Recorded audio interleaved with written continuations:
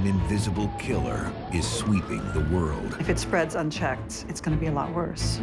A pandemic now underway. I am officially declaring a national emergency. In a matter of weeks, COVID-19 has changed life as we know it. I think we're kind of beyond the stage of worry.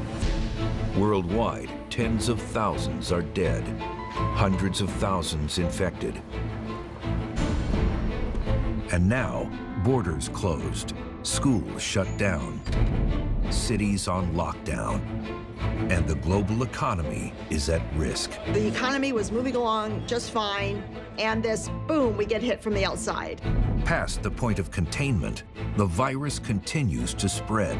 A vaccine is unlikely to be available in the next 12 months. How did we get here? The truth is that we know a lot about these kind of viruses, and it was kind of waiting to happen.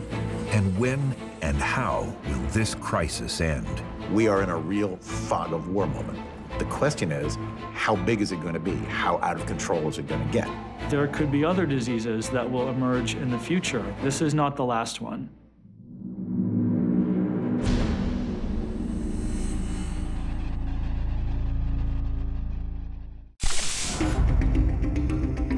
America is in turmoil. As a never-before-seen virus, COVID-19 sweeps across the country.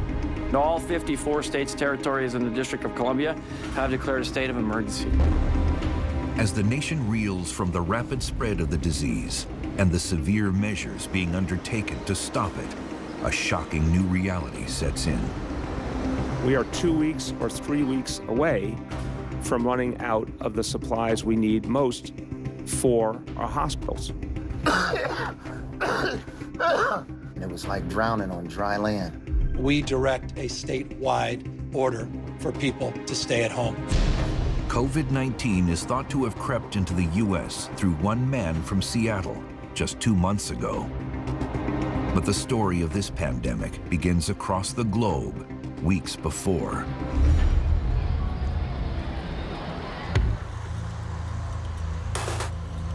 December 19th, 2019, a mysterious disease appears in the Chinese city of Wuhan. With a population of 11 million, the largest city in Hubei province. The first thing we saw was a photo that had been posted on Twitter, and it said that there had been a number of cases of atypical pneumonia occurring in that city. A cluster of individuals had presented with severe respiratory distress, and some had died. Local doctors suspect that something is very wrong in the city. When you normally treat 10 cases of pneumonia a week and you're suddenly treating 50, you realize something's going on here. Finding a link between patients is key to unlocking the mystery. 20-something cases had visited the Huanan seafood market, and so it was believed that this particular outbreak had something to do with that market. A new killer is on the loose. An entirely new pathogen, something that's completely unlike anything we've seen before. And the timing couldn't be worse. It's Chinese New Year, the biggest annual celebration in the country. Travelers come and go from all corners of the world, and many of them are, or will soon be, unknowing carriers of a terrifying new disease. Scientists think this could be a new outbreak of SARS, a highly lethal respiratory infection that struck down thousands in 2003. If this new outbreak is anywhere near as contagious, the impact globally could be alarming. Anytime you have a virus that is somewhat lethal, but highly transmissible, it has the potential to reach millions and millions and millions of people. Initially, the Chinese authorities are slow to take action to contain the outbreak, even though doctors on the front line are sounding the alarm. Dr. Li Wenliang tried to warn some of his colleagues that something's going on here, it's quite worrisome, watch out, try to protect yourself. The government came down like a ton of bricks.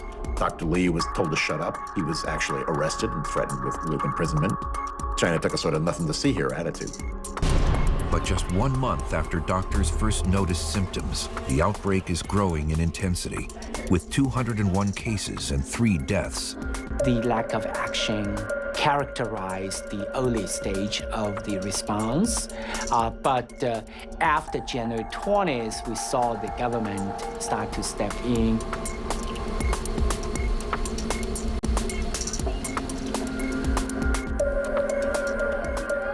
Over the next 2 days, infections triple, deaths rise 5-fold.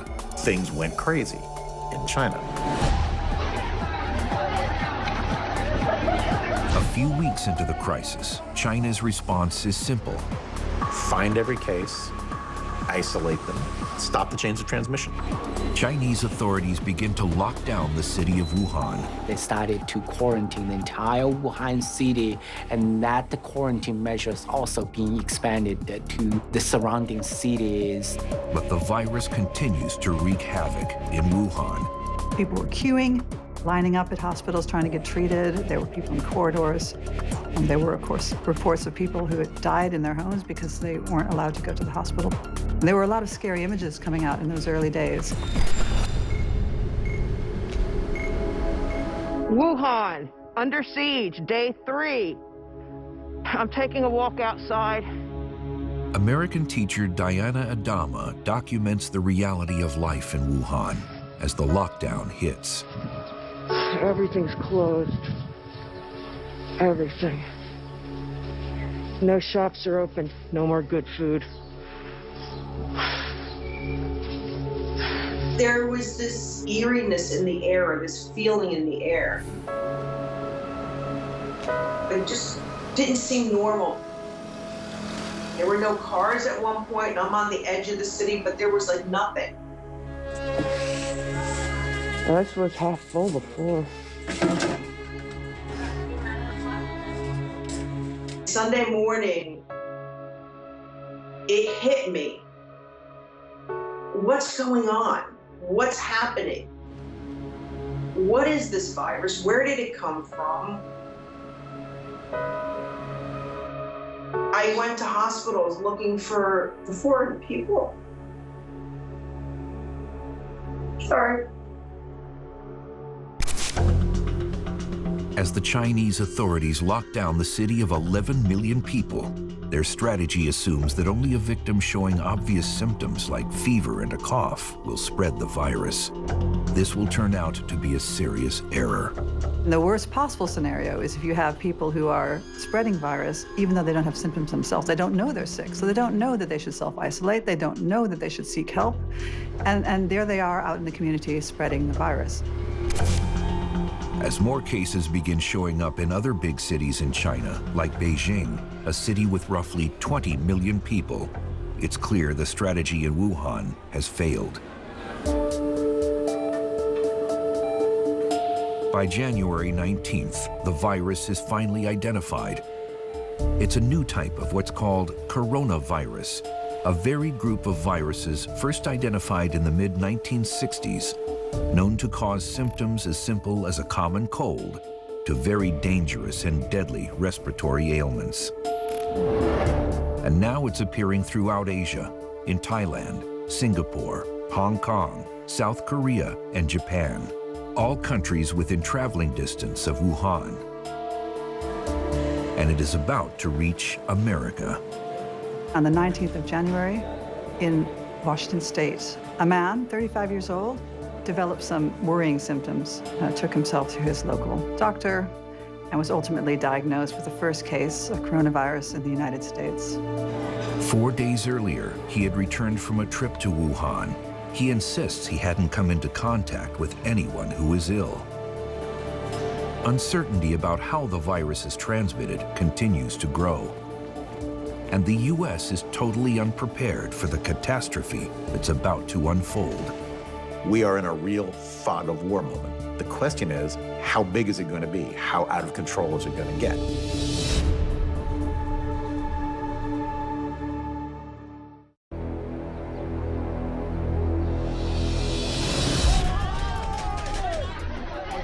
The end of January 2020 sees shocking global news. A new coronavirus, referred to as a novel coronavirus as it is unique to its class, has now spread across 4 continents. There are over 1,500 new cases emerging every day, with scientists working 24/7 to figure out what they're dealing with. The World Health Organization declares a global health emergency. The novel coronavirus outbreak is a public health emergency of international concern. How is the virus moving so quickly? An outbreak on a cruise ship shows just how dangerous the virus can be in a dense population.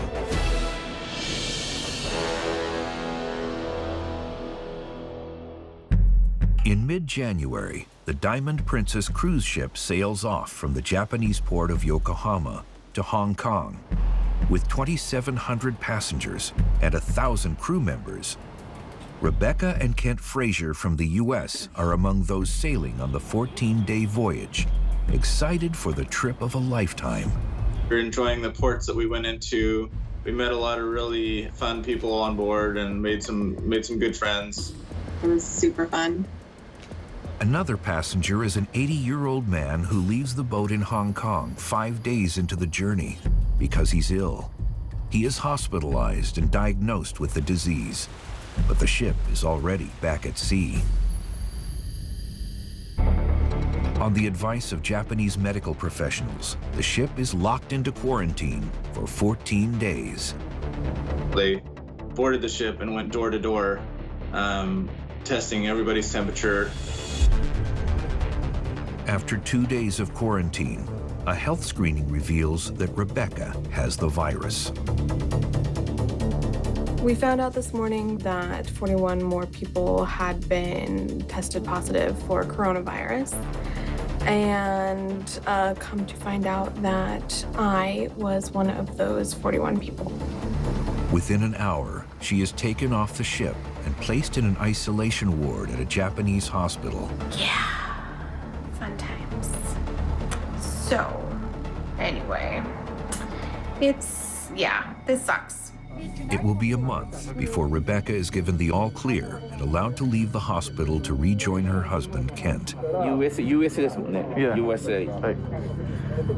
By the time the quarantine is lifted, a total of 7 people die, and around 700 test positive for the virus. Without isolation and quarantine measures, scientists estimate the number infected could have been closer to 3,000. What happened on the Diamond Princess was really scary, led to a lot of panic, led to a lot of news coverage. That showed us that the disease, under the right circumstances, can spread really quickly. Scientists know that the novel coronavirus grabbing world attention belongs to a family of several different viruses, from the common cold to the deadly SARS. Most people have been in contact with some form of coronavirus in their lifetime, but this is a new strain. To fight it, more information is needed. And on February 11th, a team of scientists at the Department of Pathology in Beijing finally unraveled the DNA within the virus. Sharing 80% of its makeup with SARS, the disease is identified and named for the first time as COVID-19. So viruses are little tiny bits of genetic information. They're packaged inside of a protective outer shell, and they basically infect cells and make copies of themselves. And they do this over and over, and when that happens, it can be damaging to the cells that they infect, and if that happens enough, it can cause disease. A virus, people say sometimes, is a piece of bad news wrapped in protein. It is a vector for getting genetic information into a cell, and that genetic information just contains a blueprint to make more viruses. They were able to tell that although this virus was new, it was closely related to the original SARS virus. The previous SARS epidemic was deadly, killing over 800 people in 8 months. But in just 3 months, COVID-19 has already infected over 200,000 people and claimed over 8,000 lives, making it over 20 times more deadly than SARS. Scientists are faced with the reality that this outbreak is much worse. Crucially, they need to find out how to efficiently diagnose and treat COVID-19. 80% of those infected will experience mild symptoms, typically starting with a high fever over 99.5 degrees. Other mild symptoms include a dry cough or aches and pains. But for a few, symptoms can become severe. The way that COVID-19 causes disease is by infecting cells in what we call the lower respiratory system, so into your lungs. And that infection in your lower lungs causes a pneumonia, and that pneumonia makes it very difficult to breathe. Around 1 in 10 need to be put on a respirator in order to survive. Those with underlying health conditions and the elderly are most at risk. What's different about this virus is that a much higher percentage of people require hospitalization, and especially among older people, the mortality rate is much higher. Recent statistics from China show that around 65% of their cases were over 40 years old. And so far, 15% of the victims over the age of 80 in China have died.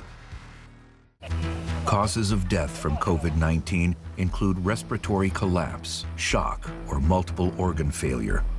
Preventing transmission is key to saving lives. Widespread behavior modifications are crucial. Avoid large crowds. Avoid places where you're going to be in close contact with large numbers of other people. As we touch surfaces and then touch our face, that is how we inoculate ourselves with these viruses. So keeping things clean is definitely helpful. Alcohol, bleach, and even soap can kill it. Wash your hands diligently with soap, right? Protecting yourself is also protecting other people. But research shows that COVID-19 can survive for 24 hours on cardboard and 2 to 3 days on stainless steel and plastic. And despite all efforts, the novel COVID-19 is now spreading faster than we can contain it. The best estimates are that the virus is doubling in numbers within communities in about, 6 to 8 days. As COVID-19 spreads around the world, the race for a vaccine becomes more urgent with each day, as does the search for a cure. Whenever there is a new virus, there's a lot of unknowns, and those unknowns take time to become knowns. Studying coronavirus, which is spreading explosively and is new, is an enormously difficult task. So far, the virus is untreatable. A patient is only able to recover if their system can overcome the attack it's under.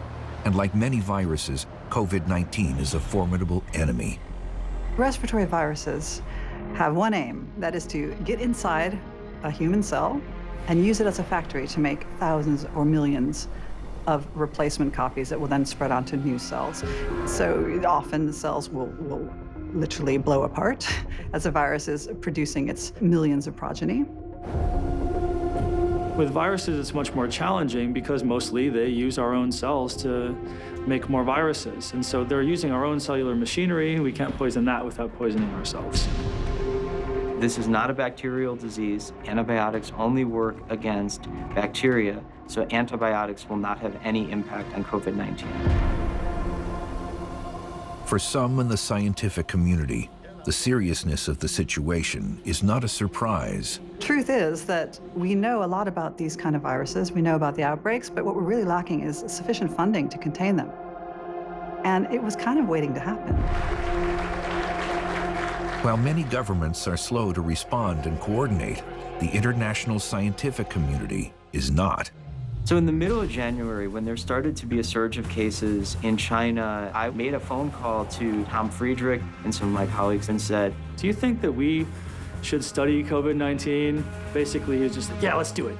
If he decided to do it, then I'm in too. And so I said, well, let's start by just collecting expertise, and has led to several groups who are all working together, sharing protocols, sharing ideas, of how they're going to study the coronavirus. Scientists collaborate and share real-time research on a global scale like never before. This new virus is unknown territory, and that has them on high alert. There's been really heroic efforts among Chinese clinicians and scientists once they recognized that they were dealing with something new. Chinese scientists not only sequenced the virus, but they made those sequences publicly available so that scientists in the US and elsewhere could begin working on developing kits for diagnostics, can begin studying the virus and trying to understand it. And there's some beautiful data out there tracking the gene sequences of COVID-19 viruses from across the world in real time. Working around the clock, scientists are making huge advances, but creating safe and effective drugs takes time. There's been a lot of confusion about the timeline for vaccine availability. And I think part of that has to do with the steps involved in making a vaccine. People are working in labs now to generate possible vaccines that we will then need to test. But there's a long road between that initial safety testing and you and me being able to go to the doctor and get a COVID-19 vaccine. A vaccine for this virus is unlikely to be available in the next 12 months. What that means is these other sorts of preparedness measures need to be put into place because we're not going to have a vaccine. And so expecting this to be like the movie Contagion is simply unrealistic. With a vaccine in the works, but at least a year away, focus shifts to our healthcare systems and their capacity for those who become seriously ill. Some are going to require to be put on artificial ventilators or other really sophisticated machines to help support their breathing while they're trying to survive the disease. But experts soon realize there may not be adequate resources, like respirators, needed to carry out basic life support. If too many people get sick at one time, there aren't going to be enough of those machines.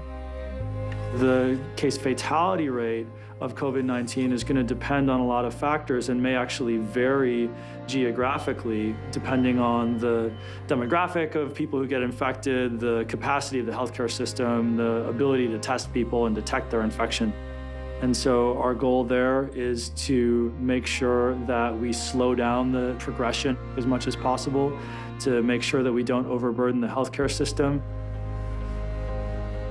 And within weeks, this is exactly what happens in Europe, as Italy finds itself on the edge of a crisis. Nella giornata di ieri è stato trasferito nel nostro istituto dalla struttura dedicata della città militare della Cecchignola un cittadino italiano di sesso maschile risultato già positivo al test di screening per nuovo coronavirus. I think this is an important reminder that we live in an interconnected world where viruses that emerge anywhere in the world can be a threat to the entire world. With COVID-19 seemingly spreading across the world, a once distant viral outbreak is getting closer to our shores. In the U.S., by the end of February, COVID-19 cases are on the rise in Washington State, Texas, and Florida. And news comes from Europe and the Middle East showing that COVID-19 is a serious crisis. In northern Italy, new cases of the deadly virus are doubling every day. By March the 8th, 7,375 infections and 366 deaths are recorded, and fears of overwhelmed hospitals are realized. Reports surface of doctors having to choose who lives or dies because there aren't enough respirators. Realizing drastic measures are needed to stop further spread, the north of Italy goes into lockdown. Northern Italy has been shut down, full quarantine or lockdown of that area. This is like the ultimate social distancing to lock down the city, give advice to stay at home. Italy's crisis is soon followed by news from Iran that it is also overwhelmed by cases and a spiraling death rate. American experts continue to look at past pandemics for clues for containment. To be a pandemic, you really have to have shown global spread, and it has to be something that's causing disease. Okay, so it's an outbreak of a disease that has spread sufficiently across the world for people to be in peril. The last pandemic to strike America was in 2009. The swine flu outbreak began in March in Mexico and hit America within a month. It infected 60 million U.S. citizens, put 250,000 people in the hospital, and killed 12,000. When we had the 2009 outbreak, that virus was highly contagious and went through the globe very, very quickly, but it didn't cause severe disease in very many people. So in a sense, COVID-19 is blending the transmissibility of that flu with the severity of SARS.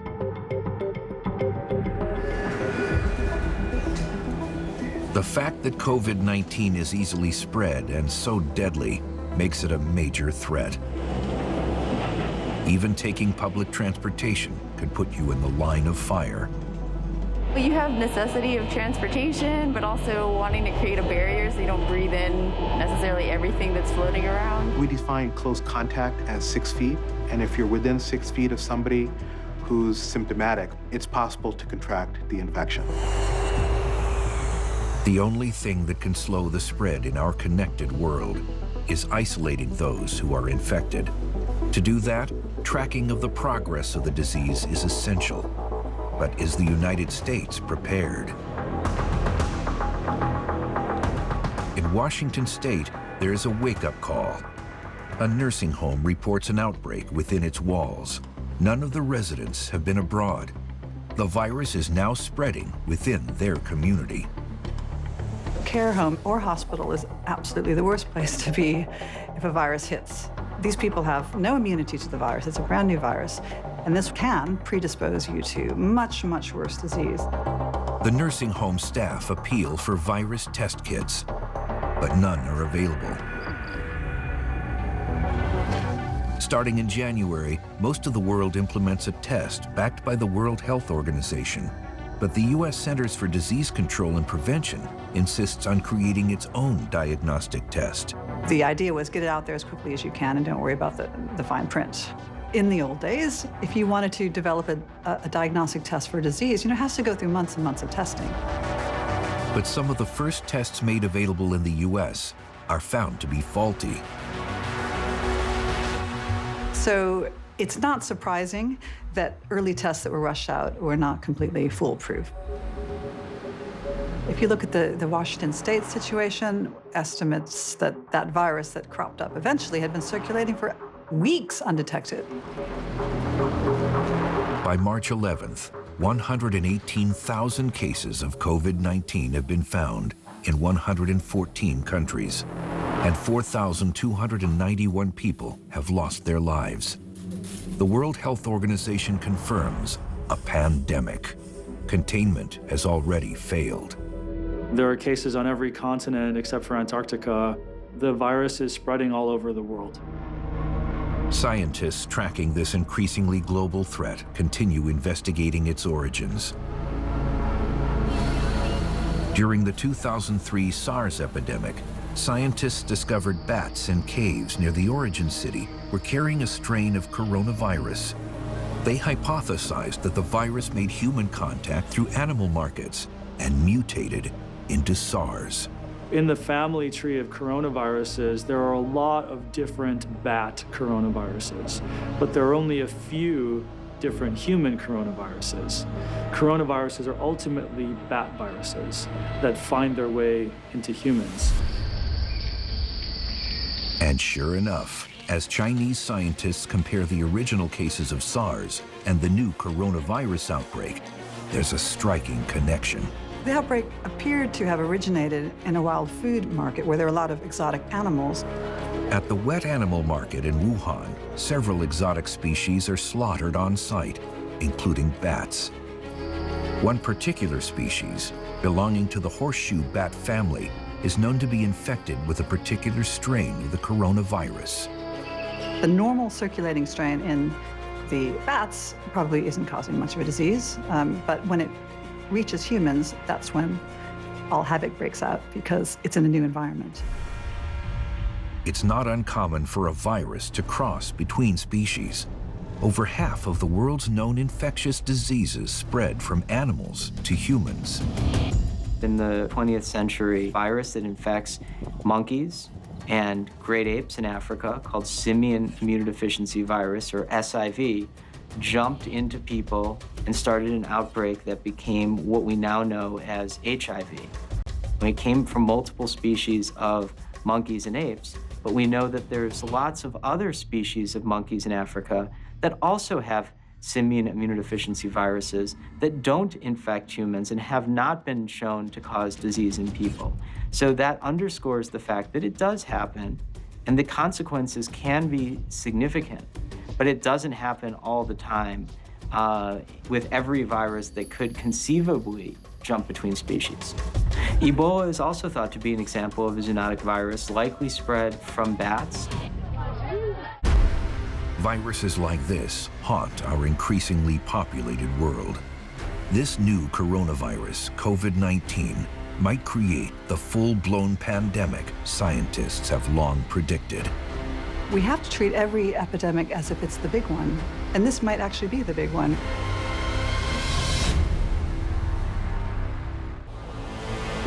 By early March, it's clear that international efforts to stop the spread of the deadly COVID-19 virus have failed.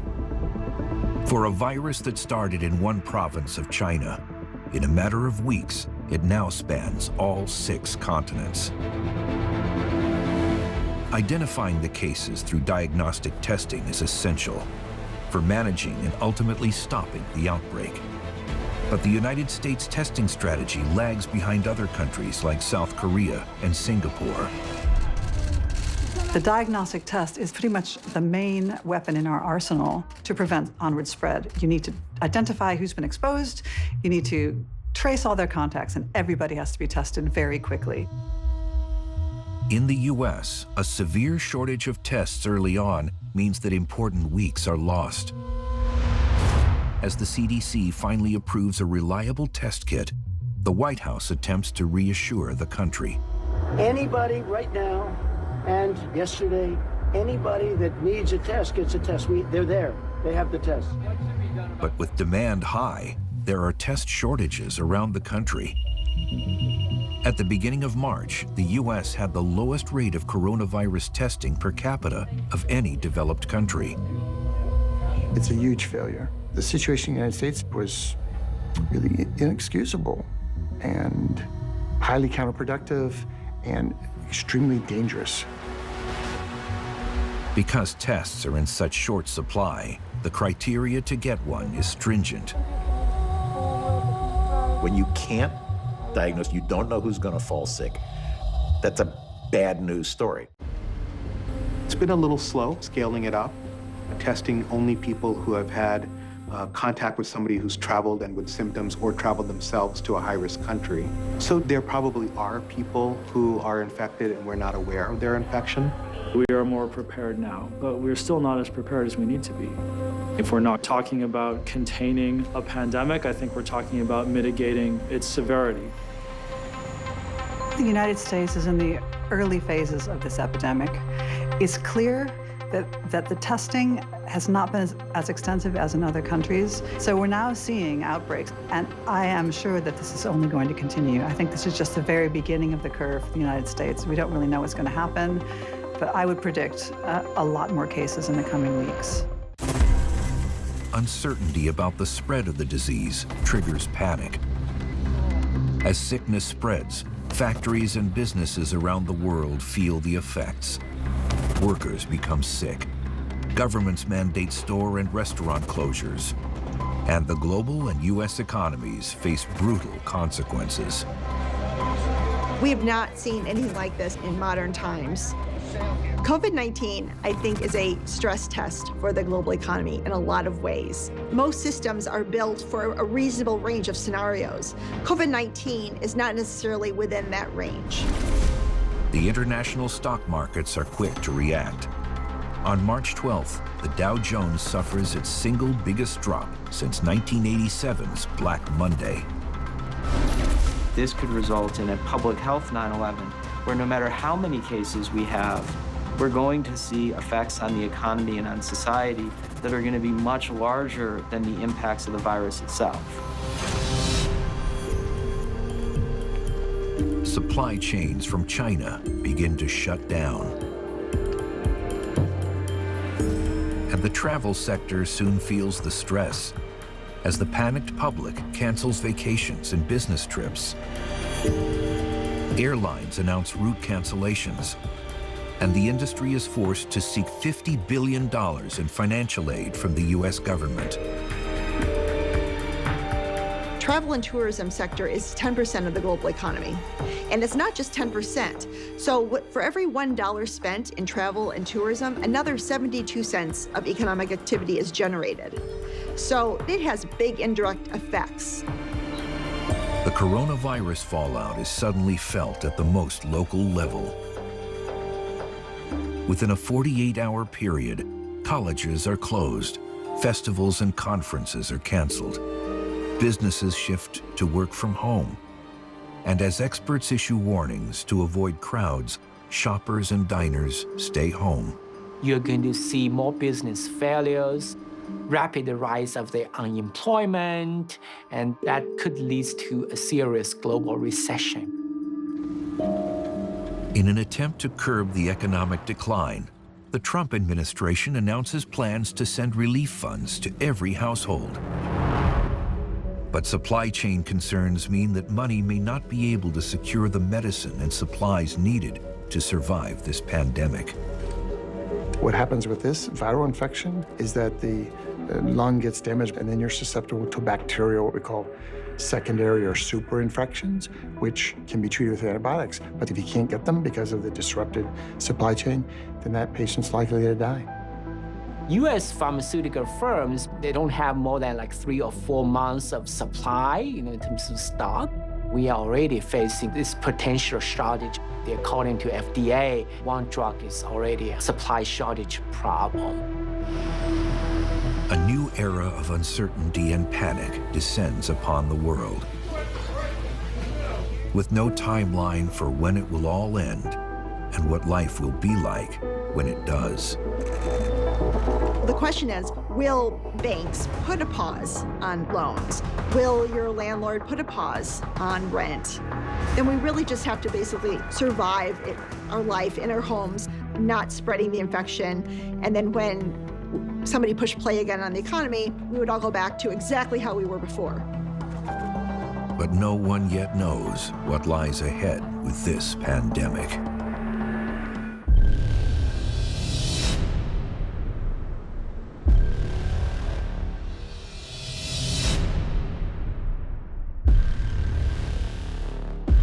By mid-March 2020, the entire world is reeling from the impact of COVID-19. The news seems to get worse every day.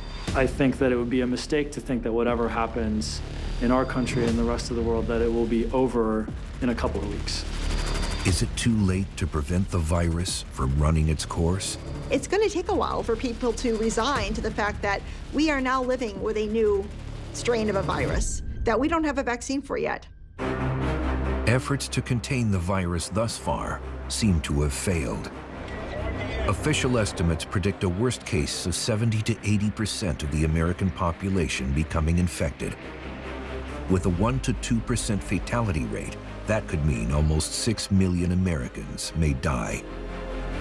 How do we stop that nightmare from becoming an eventuality? We hear health officials today talk, their aim is largely to flatten the curve. And what they mean by that is instead of the number of infections going way, way, way up and then coming down, they want to flatten it out a little bit. Still the same number of people end up getting infected, but it's over a longer period of time. Flattening the curve is crucial. When a virus is past the point of containment, Slowing its spread is the only way to allow for limited resources to be available to every patient.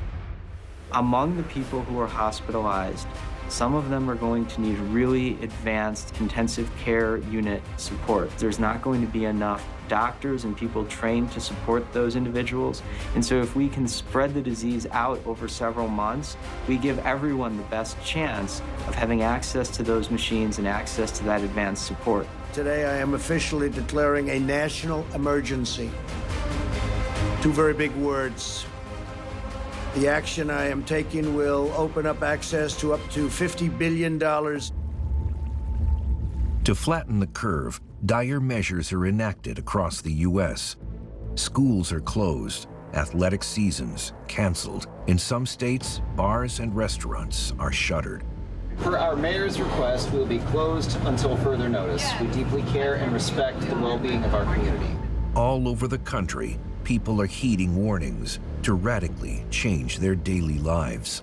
We live in a free society. The government can encourage you to social distance. They can encourage you not to participate in large gatherings, but ultimately it's up to the individual. The search for a vaccine and cure is ongoing, with estimates of 12 to 18 months until it is available. But by then, how much damage will be done? The outbreak in the United States surely will get worse. I think we're kind of beyond the stage of worry. We need to be prepared at least that we are going to have a large number of infections. We are going to have a sizable number of people who die of this, and that this is something that we are going to be talking about a decade or two from now.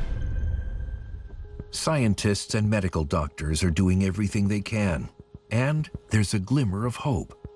Drugs developed to treat other deadly viruses could offer promise in the treatment of COVID-19. There's been interest in repurposing remdesivir, which was initially developed for Ebola virus. It does appear to be having some promising effects. There are now some clinical trials gearing up. There's some in China, there's one in Nebraska. Once the virus penetrates a host cell, it is able to replicate itself over and over again. The virus's ability to replicate could also be the key to shutting it down.